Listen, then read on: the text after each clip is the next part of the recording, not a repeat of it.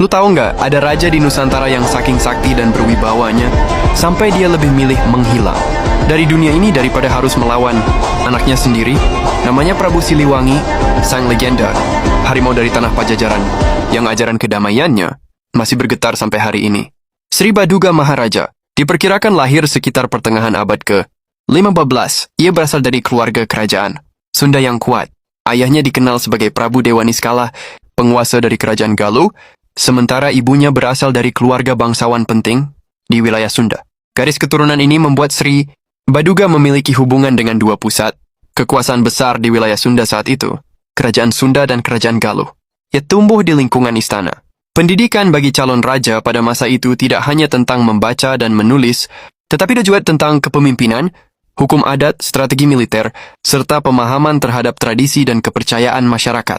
Hal ini membentuk Sri Baduga menjadi sosok yang dikenal cerdas dan berwibawa. Pada masa mudanya, situasi politik di wilayah Sunda cukup kompleks. Kerajaan Sunda dan Galuh memiliki hubungan dinasti yang erat, tetapi juga pernah mengalami persaingan internal. Melalui berbagai proses memerintah dan dukungan dari bangsawan kerajaan, Sri Baduga akhirnya naik takhta sebagai raja. Sekitar tahun 1482, ia memerintah dari ibu kota kerajaan yang dikenal sebagai Pakuan Pajajaran, yang diyakini berada di wilayah Bogor sekarang. Masa pemerintahan Sri Baduga Maharaja sering dianggap sebagai periode stabil bagi Pajajaran. Ia memperkuat pemerintahan dan berusaha menjaga keamanan wilayah. Kerajaan Pajajaran pada saat itu menguasai wilayah besar di bagian barat Pulau Jawa. Dan salah satu bukti sejarah tentang pemerintahannya adalah prasasti batu tulis di Bogor. Prasasti ini dibuat oleh keturunannya untuk mengenang jasa-jasa Sri Baduga Maharaja. Dalam prasasti tersebut disebutkan bahwa ia membangun dan memperindah ibu kota kerajaan, serta mengembangkan berbagai fasilitas untuk masyarakat. Beberapa catatan menyebutkan bahwa Sri Baduga membangun sistem jalan, tempat suci, dan sarana pengairan untuk pertanian. Hal ini penting karena kehidupan masyarakat saat itu sangat bergantung pada hasil pertanian. Dengan sistem irigasi yang baik, produksi pangan dapat meningkat, dan kerajaan menjadi lebih stabil.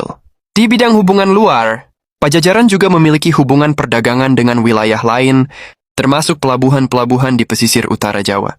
Namun periode ini juga merupakan masa perubahan besar di Jawa. Di pesisir utara, Jawa mulai muncul kerajaan-kerajaan Islam yang berkembang melalui jalur perdagangan. Pajajaran tetap mempertahankan tradisi dan sistem kepercayaannya sendiri selama masa pemerintahan Sri Baduga. Selain catatan sejarah, nama Prabu Siliwangi juga sangat kuat dalam cerita rakyat Sunda.